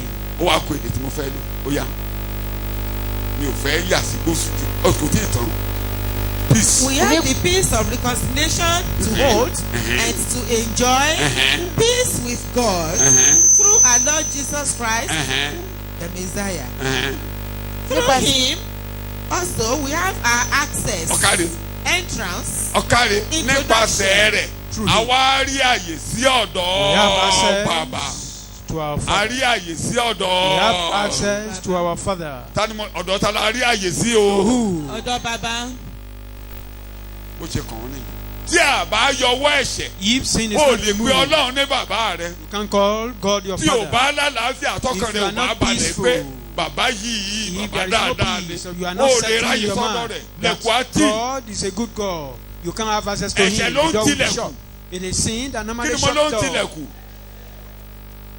ṣùgbọ́n àti mú ẹ̀ṣẹ̀ kúrò For sin has o been ò removed. lẹ́jọ́ jẹ́ You have no case to wíbẹ̀ mi answer. ò lẹ́jọ́ Tell jẹ́. yourself, I have no case to answer. bí mo ṣe fi ń gbàdúrà rẹ ni o. That is wà ní how bàbá ìwọ ló I ṣètò pray yẹn mi to ò God. lẹ́jọ́ jẹ́ It's your plan, O torí bá tí God. mi ò ti lẹ́jọ́ jẹ́. Since I have no case to answer, who will accuse nítorí me? náà mo ráyè sọ́dọ̀ rẹ. I have access to you. bàbá mi ti ń bẹ ní. My Father which is in heaven. shout hallelujah Eke hallelujah. shout hallelujah. Eke hallelujah. bó ṣe kàn wá nìyẹn o. That is how we Show are your concerned. mo ní ṣó yí ọ Do dáadáa. we mo understand? ní ṣó yí ọ Do we dáadáa. understand? mo ní ṣó yí ọ dáadáa. Do you fully jẹ́ understand now? kí Hébérù The book of Hebrews, orí kẹwàá chapter 10. torí foundation nìyẹn bí mo bá pẹ́ níbẹ̀ That is yòókù á máa rọrùn. ẹsẹ̀ kọkàndínlógún sí verse ẹsẹ̀ 21. kejìlélógún. 21. ara ara Therefore, brethren, ǹjẹ́ bí a ti ní ìgboyà láti wọ inú ibi mímọ́ nípasẹ̀ ẹ̀jẹ̀ Jésù since we have full Òtítọ́. freedom and confidence to enter, kí ló fún wa láàyè láti dọ́dọ̀ Ọlọ́run. What gave us access to Yeah, the Jesus. presence of kí ni God? o. the ẹ̀jẹ̀ blood of Jésù. Jesus. ẹ̀jẹ̀ tó wẹ ẹ̀ṣẹ̀ wa The nù. blood that cleans our sins. ẹ̀jẹ̀ Jésù wíbẹ̀ blood of lẹ́ẹ̀mẹ́ta. Jesus. The ẹ̀jẹ̀ blood Jésù. of Jesus. Eo. The ẹ̀jẹ̀ blood of Jésù. Jesus. Eo. The ẹ̀jẹ̀ blood of Jésù. Jesus. so o lè wọ iwájú Olúwa báyìí. You can go to the presence of God now. Kọ́rìntì kìíní 1 Corinthians orí ìkẹta chapter 3 ẹsẹ̀ ìkejìdínlógún. verse 18. Kọ́rìntì kìíní 1 Corinthians kí orí ẹni- yes chapter kí 3 verse ẹnikẹ́ni má ṣe 18. tan ara sorry rẹ̀ jẹ. sorry 2 Corinthians Kọ́ríńtì kejì chapter 3 orí kẹta. ẹ̀kọ́ tó gùn ní ṣùgbọ́n mo fẹ́ yá ẹsẹ̀ ló ń bẹ̀ ni Long 18 sermon. 18 Ẹsẹ̀ ṣùgbọ́n gbogbo wa ń ìkejìdínlógún. wo ògo Olúwa láìsí ìbòjú. nísìnyí All of Now. us, gbogbo àwa tó ti gba Jésù All àwa ń rí accepted ògo Jesus. Olúwa láìsí kí ni mo gbé o. we now láìsí see ìbòjú. the glory of God without veil. bí ẹni pé nínú àwòjíji bẹ́ẹ̀ ni a sì ń pawádà sí àwòrán Ọlọ́run á kan wá náà. máa yí ayé rẹ padà God Láti gbogbo ìgbà ibi ìbàjẹ́ ayé rẹ nísìnyí ẹ ti rí àyè sọ́dọ̀ bàbá o lè rójú Olúwa báyìí You can see the face of tó God bá ti ń now. wojú Olúwa As you are lójoojúmọ́ seeking the face gbogbo of tó God kú nínú daily, ayé yóò yí all padà those evil things in your life will be changed or ìbànújẹ́ transformed. á di ayọ̀ Sorrow ẹkún will rẹ transform to á God. dẹ̀rín Your weeping will be transformed to á máa yí ọ padà loving, títí wàá fi jọ Jésù. transform till you resemble Christ. Jésù ti ṣàṣeyọrí lórí. Jesus overcame on that. tó nílò ọjọ́ náà. Today is the tó day rí àyè sí ọ̀dọ̀ that you have bàbá. access to his presence. tó lè pe Ọlọ́run ní You can bàbá. call him your father. o lè pe Ọlọ́run ní bàbá. You can call God your father.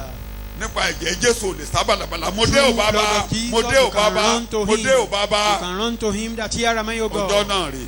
Today is the day. Shout hallelujah. Eke hallelujah. Shout hallelujah. Eke hallelujah. hallelujah Shout hallelujah. hallelujah Shout hallelujah. hallelujah. jẹ́ ń lo kókó yìí. We use this point. ìdí ẹ̀ nìyí. This is why ògiri ìkélé ní ti wó. the wall of partition is ohun falling. tó dí wa mọ́lé.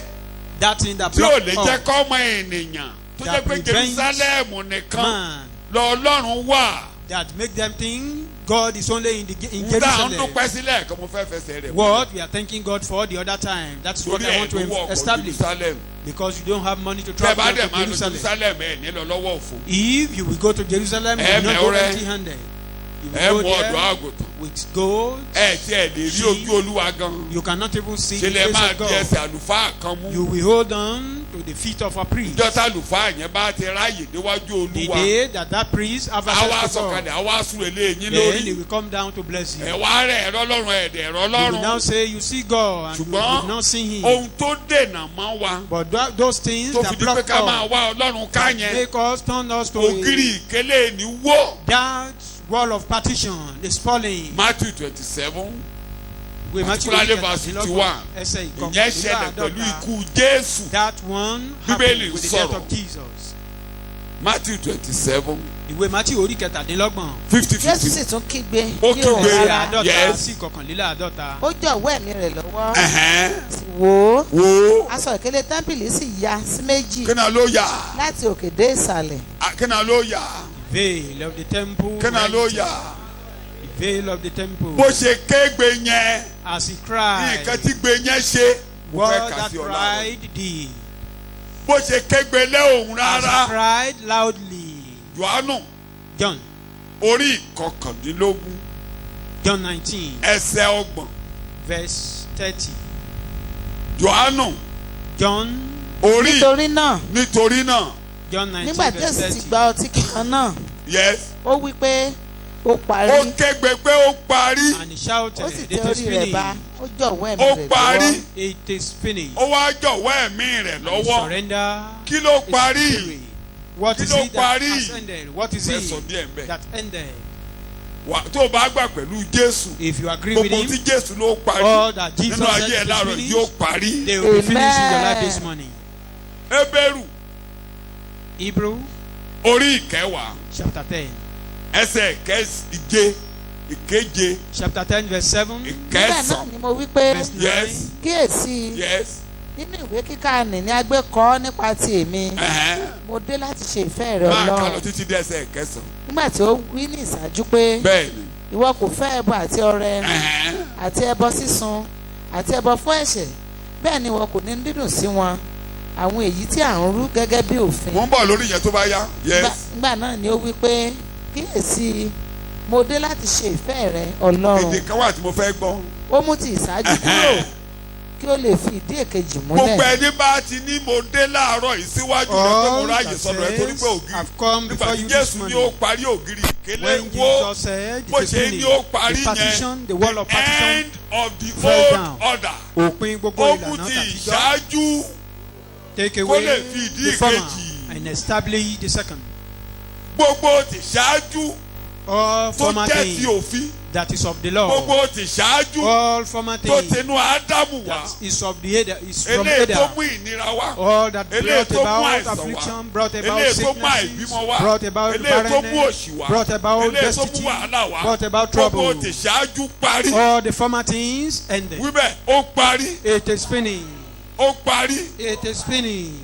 gbogbo ìrìn àjò ìṣáájú tó ń bá All the bọ̀ former journey láti inú ìyá rẹ from my gbogbo ẹkún tó mother's sùn womb, dòní all the ó parí weeping till today wíbẹ̀ ended. Jésù ní ó parí Jesus said, it is finished. ẹkún mi parí My weeping finished. ẹkún mi parí My weeping ìṣe lórí finished. ẹsẹ̀ rẹ ẹkún mi parí Rise up in your àìsàn mi feet. parí. My sickness. ìnira mi Sickness parí is lórúkọ finished. Jésù My tó wí affliction bẹ́ẹ̀. is finished. ìnira mi parí. My affliction is finished. àìníṣẹ́ mi parí. Joblessness is ìbànújẹ́ mi finished. parí. Sorrow is wàhálà mi finished. parí. Troubles is ìwọ ló finished. parí o. You said it is finished. ìwọ ló parí o. You said it is èdè rẹ finished. ni kó parí Your o. language is it is èdè rẹ ni kó finished. parí mo Your dẹ̀ bá kó language parí. is it is finished. I ti believe it. ṣáájú nìyẹn o. That is the former ti thing. ṣáájú nìyẹn o. Those are the former ẹkún things. ìṣáájú kó lọ. The whipping of the former, Wàhálà the former ìṣáájú whipping, kó lọ. the trouble of the former, o ìpè ìṣáájú kó lọ. the former curses.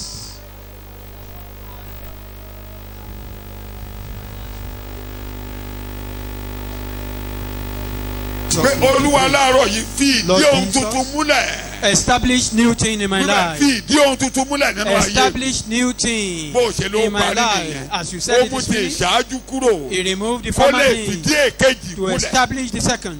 fìdí ohun tuntun múlẹ̀. Establish new thing In the in name my of life. Jesus. Ní orúkọ In the Jésù. name of Jesus. Ní orúkọ Jésù.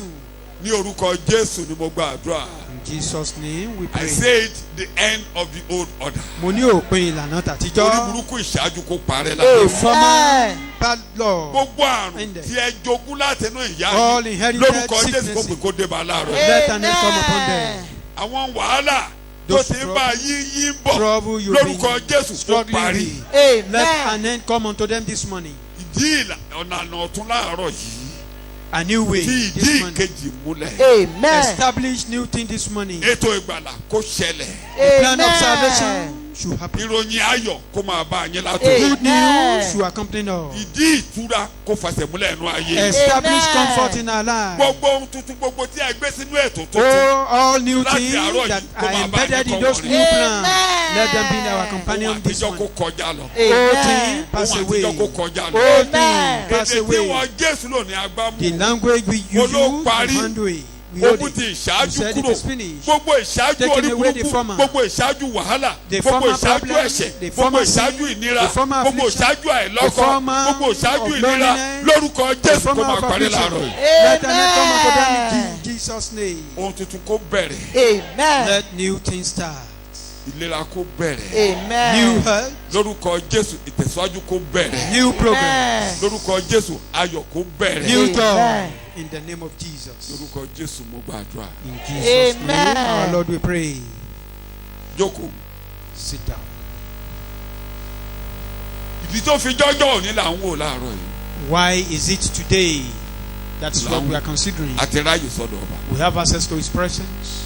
the end of the old order. Òpin tí máa ìlànà tẹnu wọn tàtijọ́. lọ́sàn-án lóru Emphasize on it. ohun àtijọ́ lọ. Day and night. That Lord. all things are Oh, over. Lord. They are over. kí mo ló ṣe They are all over. mi ò ní fa gbogbo ẹ̀gùn díẹ̀díẹ̀ ni màá mú I will now But kẹ́mọ̀. extend there. kì í ṣàkókò tó jẹ́ For pé you to know, lónìí báyìí àti Today. lólórí àlùfáà mi we have ìgbè mímọ́ an mo ṣe high pé ká máa lọ priest. sínú tẹ́ḿpìlì You don't Jerusalem need to go to temple in Jerusalem. ògiri yẹn ti wó That wall of partition, ògiri tó ń jẹ́ kálùfáà has fallen. nìkan rọ́ lọ́rùn the partition that make the ṣé irun priest tán ló alone ya see the yẹn face of aṣọ kan God. wà báyìí There is a particular àlùfáà way. nìkan ló máa ń lọ síbi It's mímọ́ only the priest that can go tó bá to the dẹ̀ holy ti ń lọ place while going, ó máa rúbọ méjì offer to sacrifice. kí mo ló máa ṣe He will have to offer to sacrifice. lẹ́yìn ẹbọ méjì yẹn After that, to ó sacrifice. máa lọ tìbẹ̀rù gbogbo Then ìjọba he á will máa lọ even be going gbogbo there ìjọba á dorí fearfully. kodò, ìjọba jáde káyọ̀ Even the ìjọba entire láyọ̀. member of the congregation will ọjọ́ be ẹkún bowed ni fún down. Ísírẹ́lì It's ọjọ́ a day of ìbànújẹ́ weeping, a day ọjọ́ of yẹn wọ́n sorrow. yìí jẹun They don't normally Ọjọ́ eat that ìkorò day. ni fún It's a Ísírẹ́lì. day of bitterness for them. á pa ẹran kan fún ara rẹ̀ Slaughter a cow for himself á pa ìkan fún gbogbo ìjọ and another one for the Àwa whole gbé abọ́ ẹ̀jẹ̀ congregation. yẹn. He will take the bowl of the blood. àwa máa lọ bí a ṣe Going. kà nínú ìwé ìtàn As we read in this, as we wọ́n read ṣe it bá wa sọ in history, torí ẹni tó bá ti wọbẹ̀ once he enter into kò that place, sẹ́lòmíì tó lè wọbẹ̀ nobody can enter the place. ẹni bá wọbẹ̀ ikú ló máa kú Anyone that enter that Òun nìkan ló place láǹfààní beside àti the wọbẹ̀. high priest will die. so tó bá ti ń lọ ṣàwòrò wà lẹ́sẹ̀ rẹ̀ There is a chain in his leg. wọ́n á so okùn mọ́ They will chain his they will agolo put chain agolo to tó wà his lára leg. aṣọ àlùfáà yẹn tó bá ti ń lọ And that's a máa lọ bẹ̀ something like bell máa in lọ. the hem of his garment. bá ti wá He'll be dókè going- lọ́hún. When get to the holiest á of da holies, ẹ̀jẹ̀ yẹn síbi ìtí he àná. will pour the blood in the àkọ́kọ́ seat of ṣe mercy. ẹbọ fún ti ara He rẹ̀. will first of all sacrifice á for wá gbé ẹ̀jẹ̀ himself. fún gbogbo ènìyàn yẹn á wá gbà. Then that of general tí blood, ọlọ́run he ò will bá then wá put it tẹ́wọ́ there. gbà á. If God rejected that sacrifice, tí wọ́n bá ti rí i pé kò jí ẹsẹ̀. when they discover he's not shaking the leg, tí wọ́n gbọ́ ṣáwóró. they couldn't hear the sound of that ó bell. kù ó ṣe ènìyàn náà máa fẹ́ fa òkú The ẹ̀ chain is the remnant of that chain outside we used to draw him out ìbànújẹ́ bá of that gbogbo ìjọ place. lọ́jọ́ yẹn. Then sorrow will come upon torí them àdúrà àwọn ò gbà. because their prayer is not mo ládùúrà answered. àwọn ò ṣe. mo ládùúrà àwọn ò ṣe. mo ládùúrà àwọn ò ṣe. Prayer is not Tó bá ti answered dé níbẹ̀ for that year. tó bá ti rí i pé ó yẹ kó jáde tí ò jáde. When they expecting Wọ́n á to fa come out, they will shake the tó bá ti ló shade. ṣàwòrán ẹ̀hẹ́n bàbá If wa. he responded, then he's still alive. ìgbà tí Sẹkẹrẹyà wọ bẹ̀ When lọ. Zechariah entered into the place, tómi ṣẹbọ he lọ́wọ́. was offering, ó jìṣẹ́ ẹsẹ̀ jì. ó ṣe shook gbogbo the rẹ̀ ó leg, jì. everything Ó wá ń bọ̀. accordingly. inú wọn And ti dùn. he returned back. Ó wá They were déwájú happy. wọn. And when he got to their presence, he couldn't talk again. He was only hallelujah. gesticulating. Yéésù lè lọ́dún yìí o. This is so tough this ó year. jáde. He came out, ṣùgbọ́n kò fọ́hùn. but remained dumb. kò súré. He couldn't bless them. kò súré. He couldn't bless them. the beginning of the end. of the Ìbẹ̀rẹ̀ whole òpin. bẹ́ẹ̀ lọ́lọ́run fi lọ́lẹ̀ yìí pé òpin pé Then òpin dé bá ti God àtijọ́. establish it that the end has come láti to the àkókò yìí former thing. kí májẹ̀mú Henceforth, àtijọ́ kó yádi. end to the Old Kó Testament. yádi. Let them become dumb. gbogbo ohun tó ti ń sọ̀rọ̀. All those things that have been burúkú speaking, burúkú sínú ayé yín. tó the ti ń evil jẹ́kù. things that tó have ti been ń causing, jẹ́kù. that kó have been yádi. causing, let them become dumb. kó má sọ̀rọ̀ mọ́. They will not be able to talk anymore. tó ń sọ̀rọ̀ ibi. That have been tó ń ṣépè. talking Tó ń evil, kẹ́kù. causing, tó ń sọ̀rọ̀ ibi. kó spoken yádi evil. látòní. Let them become dumb. gbogbo èdè kò ṣeé All ṣe. kò contrary ṣeé ṣe. languages. kó yádi Let them látòní. become dumb. bí májẹ̀mú ìlà bẹ́ẹ̀ ni májẹ̀mú ìṣáájú ti yádi. That was where mo ló ṣe. the Old Testament kò became sí ọ̀rọ̀ tí dead. Old Testament sọ mọ́ nígbà yẹn tó ní kó lè sọ̀rọ̀ mọ́. None of Kò lè his sọ̀rọ̀. comment was Jésù ẹ̀ṣẹ̀ wàá wó tí wọn Effectual. lórí nígbà tó dé. Jesus Ẹ̀ṣẹ̀ now wàá wó ruined tí the wọn. whole ó ti thing. yádi. They have become, it so has àwọn become èpè done. bẹ̀ kò ní jà lórí All ayé the rẹ̀. curses therein will not reign ibi over ibẹ̀ you. kò ní bá The ọ. evil therein will not come ọ̀rọ̀ upon you. burúkú gbogbo tá a sọ níbẹ̀ kò ní The ṣẹ́ mọ́ contrary ọ. word therein will not be Dídé lórí free ẹsẹ̀ in rẹ. your life. Rise up on your feet. májẹ̀mú ìṣáájú yádi. The former testament Ó became yádi. down. It has become gbogbo down. ọ̀rọ̀ tí wọ́n sọ kò ní ṣẹ́ Every lórí contrary ayé mi word mọ́. therein will not come to pass kò in ní my ṣẹ́ lórí life. ayé mi mọ́. They will not come to pass kò in ní my ṣẹ́ lórí life. ayé They mi won't mọ́. come to pass ó over my yádi life. pátápátá. It has become dumb.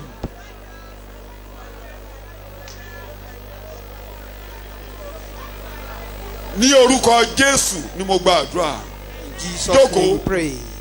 kó lè yé yín ṣé ẹ mọ̀ pé Better májẹ̀mú understand. ìṣáájú yẹn You know òun ni gbogbo àwọn that adáhùn ṣe ń former lò testament are gbogbo used ẹbọ by tí the àwọn adáhùn ṣe ń Kabbalists. ṣe òun ni wọ́n ń lò All those sacrifices they gbogbo were àwọn making, ẹ̀jẹ̀ that is àtọlẹ́bọ what they lóògùn use. àwọn ẹbọra anú lẹ̀ All òun ni those wọ́n ń lò ghosts, all those spirit things, wọ́n á that is what sọ̀rọ̀ they use. kò ní ṣẹ mọ́ ọ They lára will speak and it will never come to bí àjẹ́ pass. sọ̀rọ̀ kò ní If ṣẹ we talk, it will not come to wọ́n pass. yadi lórí ọ̀rọ̀ mi They become Máa wí dumb bẹ́ẹ̀, ẹ ti over my yadi lórí case. ọ̀rọ̀ mi You are dumb on my ẹlẹ́bọ case. lóògùn ẹ yadi lórí ọ̀rọ̀ mi You ẹ ò herbalists, you lè are sọ̀rọ̀ dumb. mọ́ kó ṣẹ You cannot talk and ẹ ò come to lè pass sọ̀rọ̀ mọ́ kó again. ṣẹ All your comments Bí can never ẹrú come bọ̀ to kò ní pass. ṣẹ. Even if you make up for Ẹ yadi lórí ọ̀rọ̀ sacrifice, mi. it will not come to pass.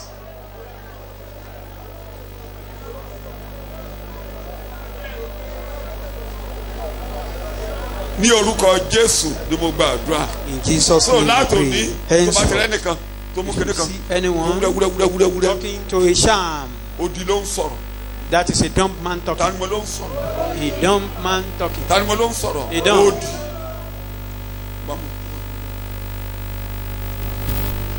mo máa fọṣẹ sẹ́nu odi Using sham. A gbogbo dumb. èdè odi nìyẹn Those are the èdè that is kíni their mo pé language. odi A dumb language. odi That is their language. ó dí. Adam. Tó gbéra rẹ̀ ṣoògùn wọnú lẹ̀ ó dí. Let them use themselves as even juju itself. Wọ́n ti ṣèpàdé Adam. ó dí ń sọ̀rọ̀. They've held a meeting. Dumbs were talking. Ó dí. They were talking. The dumbs. Jẹ́ kí n lo èdè bíbélì kò lè yí. Let me use Ó ní biblical ẹni language. tí a tà síbi You ó dí that have been òrìṣà. sold into the shrines. Bíbélì ò wí bẹ́ẹ̀. Didn't the Bible say that? A tà yín seed. Kọ́rìntì kìíní orí kejìlá. 1 Corinthians A chapter tà 12. yín You've been seed sold tí ó dí òrìṣà. into the shrine. Dump idols, not ordinary shrine. Dump idols. Àwọn òrìṣà tí ò lẹ́nu tí ò lè sọ̀rọ̀. Dump idols. Ó di òrìṣà. Ẹ̀yin kèfèrí. You Tí a tà. Gentiles that Ibi tó have ti been sọ̀rọ̀ sold. mímọ́ ló ti ń sọ. Orí kejìlá ni. Kọ́rìntì kìíní orí kejìlá. 1 Corinthians Ẹ máa chapter bẹ̀rẹ̀ 12. lẹ́sẹ̀ ìkíní. Ẹ bẹ̀rẹ̀ lẹ́sẹ̀ ìkíní. 1 Corinthians chapter 12. Ẹ̀dẹ́bẹ̀ láìpẹ́. jẹ́ ní ti ẹ̀bùn ẹ̀mí Bẹ́ẹ̀ni. ará Bẹ́ẹ̀ni. How about the spiritual gifts? Yes. èmi kò fẹ́ kí ẹ̀yin kí ó jẹ́ òpè I do Yes. not want you to be misinformed. ẹ̀yin Yes. mọ̀ pé nígbà tí ẹ̀yin jẹ́ kèfèrí Yes. You know that when you were pagans, Yes. a fà yín lọ sọ́dọ̀ àwọn odi òrìṣà Ká- you were led away to the booths lọ́nà Bó la wà kan tẹ́lẹ̀. We Lọ́nà are kọ́nà. obedient. Bó náà tà wá sí We tẹ́lẹ̀. are what we Tí sold. àwọn olóòṣà bá ń sọ̀rọ̀, ta ló ń sọ̀rọ̀? Ó dí. Verbally Tó are lóògùn bá ń talking. sọ̀rọ̀, ta ló ń The dumb is sọ̀rọ̀? talking. built Mo idols. ní ta ló ń Who sọ̀rọ̀? is talking? Tálàfọ̀ṣẹ́ bá ń sọ̀rọ̀, ta ló ń The sọ̀rọ̀? shaman talking. Idols. Dumb is talking. Hallelujah, kí mi gbọ́ lẹ́nu Shout rẹ̀. hallelujah. Ṣẹ́kọ̀ yé mi. Torí òrìṣà rú mi báyìí. The idol of my town. Ìwé ìtúná fi ń sọ̀rọ̀ níbẹ̀. They use antelope's horn. Àfọ̀ṣẹ́ tó ga. The greatest of all Tọ́lọ̀ ń shall. pè wọ́n ní odi. Gbogbo God tó ń called sọ them yẹn a dumb odi. idol. Ìyẹn ni pé wọn ò sọ̀rọ̀. It means they are not saying anything. Kí mo ní wọn ò ṣe? Kí mo ní wọn ò ṣe? Sọ̀rọ̀. Díjú ẹ, gbogbo àwọn ẹlẹ́mìí òkùnkùn. All Tọ́lá ń those sọ̀rọ̀. evil Odi ni spirits yín lórí that they ayé said mi. you are talking. You are Odi, you are odi, dumb odi, over my odi, life. odi. You are dumb. Odi pátápátá. You are all dumb over Odi my life. pátápátá. Odi.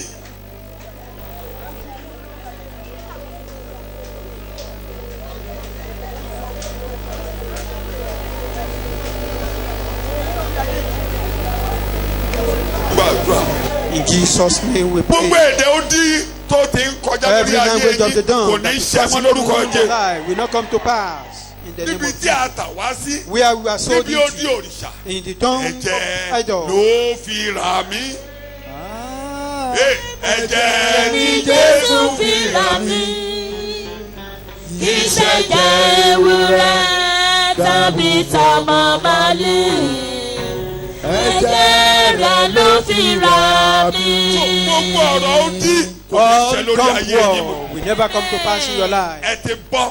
You free. Ẹ bọ́ lọ́wọ́ odi You òrìṣà. free from dumb Ẹ bọ́ idol. lọ́wọ́ odi You òrìṣà. free from dumb idol. Lọ́nà kọ́nà tí In odi all òrìṣà bá gbà ways. èdè wọn ò ní ṣe lórí Whichever way ayé dumb yìí. idol pass, they will not fulfill Torí their ẹ ti rí intention. àyè sọ́dọ̀ bàbá. That because you have access Shout to the presence of God. hallelujah. Okay, hallelujah. So Jésù ló wá wó gbogbo rẹ̀ mọ́lẹ̀ pátá. Jesus ruined everything. Ẹ̀rí mọ́ bí gbogbo wọn ti ya di tipẹ́. They are all done. Jésù ò tí ì kú gan nígbà Very tó long ti ya time. di. Jesus was still alive when they Jésù wá become fi kóró done. lé lórí. And when Jesus Gbogbo now wọn wá died ń sorrowfully tẹ́tọ́ and died, láti gbà they náà all orí became wọn lẹ́ẹ̀ Christians. máa gbà kọjá. You've been passing Ẹ tẹ through ìjò upon mọ́lẹ̀. them. You tread upon Ẹ them. tẹ àkékèé mọ́lẹ̀. Say, Ẹ máa rìn lórí gbogbo You agbára walk ọ̀tá. upon all the power of enemy. Ohunkóhun ò ní rí yín gbé. None will thereby harm you. Shout hallelujah. Hallelujah. Shout hallelujah. Hallelujah. Hallelujah. Shout hallelujah. Hallelujah. Shout hallelujah. Hallelujah. Parí ẹ̀kọ́ a ò lè sọ́tọ́ lónìí. Kí mi Can't kúkú finish fẹ́lẹ́ all ìlé lórí. Let me add this. Gbogbo ohun tó bá wá ti lòdì sí yín pátápátá. Anything contrary Odi ni to wọ́n. you, they are all dumb. Odi ni wọ́n. They are dumb. Gbálẹ̀ kúrò. Ẹ gbá kúrò. Sweep them off. Torí àti kàn án mọ́. Because they've been crucified with Christ. Gbá kúrò lójú ọ̀nà. Sweep them off. Gbá kúrò lójú ọ̀nà. Sweep them off the Ẹ way. parẹ́ pátápátá. Clear them off. Kò ní ṣẹ lórí ayé It will wọn not mọ́. come to pass in your Kò life. ní ṣẹ lórí ayé They wọn will not mọ́. come to pass in your Kò life. ní ṣẹ lórí ayé They wọn won't mọ́. come to pass in your life Gbogbo again. àkọọ́lẹ̀ kakọọ́lẹ̀ Any document tó lòdì sí yín. contrary to That's you. Colossians 2:4. Ìwé Kólósè Mo ti fo point kan àbí méjì. orí níbẹ̀. kejì. Gbogbo tó lòdì sí yín pátápátá All now those talking things. Ó of sì pa ìwé the, náà. Olóṣèlú of kejì ẹsẹ̀ the, of the kẹrìnlá. blotting out of the old covenant, the handwriting Gbogbo of the àkọsílẹ̀ law, the handwriting of satanic covenant. àkọsílẹ̀ òfin àbí ti All Tèṣù. ẹgbẹ́ mi o, gbogbo àdéhùn kádéhùn. every covenant. Èdè tí mo fẹ́ lò láàárọ̀ yìí nìyí. Àdéhùn kí ni mo pè é? Àdéhùn. Àdéhùn nínú Covenant ẹgbẹ́ ìmèrè.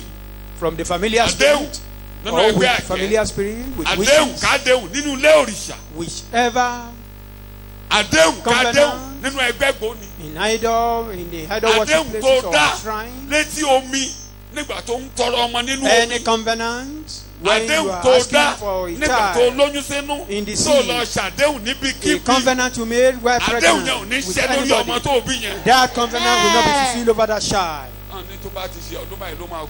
When they told you Bá ti- that it's also year ló máa gbélé you ayé. die. Àdéhùn kádéhùn Any covenant tí wọ́n ti sọ sétí ẹ̀. they've Lórí pronounced ọmọ, it in your lórí ọmọ hearing rẹ, upon your lórí ayé child, rẹ. upon your life. Ìwé àdéhùn fàyà. Paper of the Amen. covenant Kí mo ló is fà yà? thereof. Ẹ bèrè fún ẹ̀dà ẹ̀kọ́ ìsọjí. As for the Mi ò ní lè ṣẹ̀kọ́ recording ẹ̀dínlẹ̀. tape Ṣùgbọ́n or àdéhùn this kádéhùn. of the crusade, Torí gbogbo àdéhùn pátá ó parí pẹ̀lú ẹ̀jẹ̀ Jésù. because all covenants Mo ló ended with the blood of Jesus. Àdéhùn tí ò bá ti sí níbi ẹ̀jẹ̀ Any Jésù covenant beside that blood, is void, none and void, ó dasán, and of no effect. kò ní ipa kankan, No effect. kò lágbára kankan. Àtàwọn àdéhùn gbẹ́rẹ́ tán fásí ọ lára. All those Àwọn àdéhùn tó ti ń jà. Àwọn àdéhùn incision, tó ti wà nínú ẹ̀jẹ̀ rẹ̀. covenant Gbẹ́rẹ́, made gbẹ́rẹ́, with gbẹ́rẹ́, incision, gbẹ́rẹ́, incision. gbẹ́rẹ́. Àwọn àdéhùn míì wà. There are Àwọn some ọmọ ọ̀dọ́ ń ṣe o. covenant the Àwọn youth àdéhùn ẹ fẹ́ are lówó. entering Àwọn into it. àdéhùn You want to tẹ́ ẹ be tara yín jẹ. deceive yourself that you want to marry yourself. Let's have a covenant and you use your blood. ọmọbìnrin yẹn lá ọmọbìnrin á pẹ́ You jẹ̀rẹ̀ leak jẹ̀rẹ̀ your náà blood, lá. you will leak your own blood.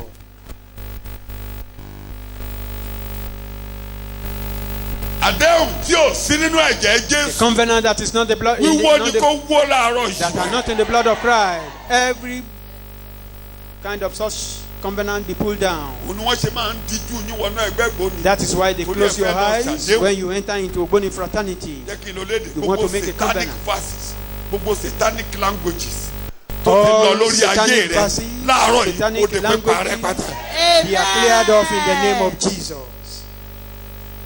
I don't want to know where they come from. Mi ò fẹ́ mọ bí tán ti wá.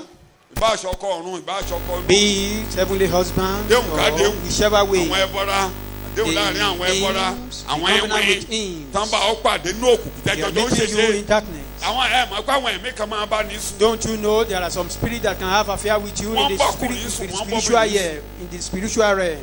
Both Àdéhùn ni man wọ́n and men. bọ́kùnrin sùn wọ́n They can bọ́kùnrin. have affair with men and even with women. Mo ti sọ tọkùnrin kan fún yín rí I told you of a man. tó jẹ́ pé tán bá ti ṣídìí fún báyìí. Anytime they open their nakedness to him, Gbogbo àwọn ẹgbẹ́ bá ti ládùmíṣàn lọ́dún yẹn kò lè ládùmíṣàn. even if all his colleagues have admission that year, no way.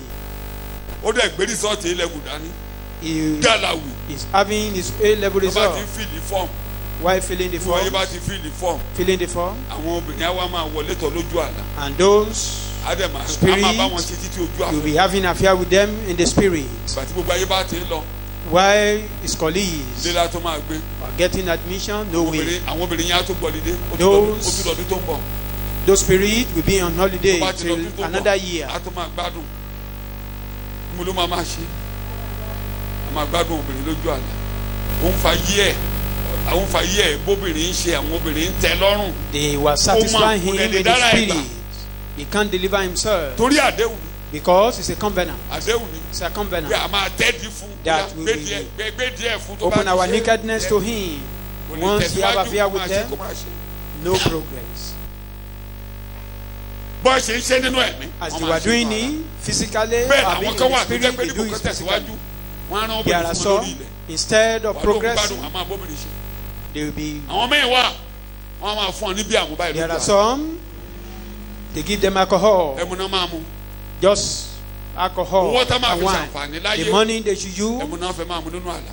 for their own progress, they will Àdéhùn. use them to drink alcohol, even in the spiritual realm. Àdéhùn. It's a covenant. Àdéhùn àdéhùn kàdéhùn Any tí ò covenant ní ẹ̀jẹ̀ Jésù. that is not with the blood of Jesus, be rendered powerless àwọn over àdéhùn you. náà wà pẹ̀lú àwọn obìnrin. There are some covenant with women oṣooṣù nìyẹn. monthly. tó bá di time tó yẹ kó rí nǹkan. When it is time for tó bá him ti yẹ kó lóyún. to be pregnant, or for her to be pregnant rather, àwọn ọkọ adé. their heavenly husband, wọ́n á bá ṣe. they will have a affair with ọmọ her inú ẹ̀ dúró. instead of her to conceive. ó máa rí nǹkan ẹ̀ ní. She will menstruate oṣooṣù la máa pọ́n bàrí. monthly torí àwọn aládéhùn ti dé. because those covenant husband they will call. You can't go. You won't allow us to have affairs. The second week, period will flow. They will not come again till another month.